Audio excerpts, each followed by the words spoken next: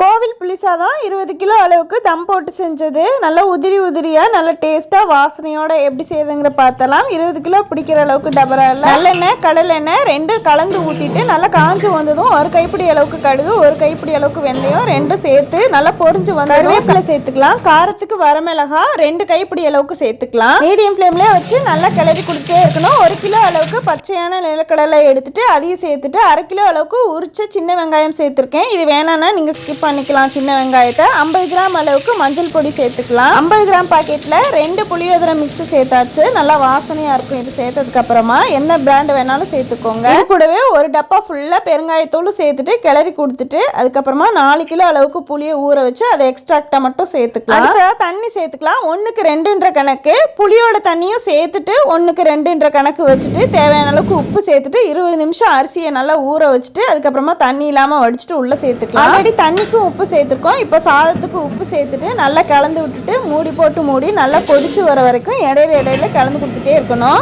சாதத்தை கலந்து கொடுத்துட்டு அப்படியே மூடி போட்டு மூடி நல்லா வேக வச்சுக்கணும். 3/4 பதம் வெந்துருச்சு.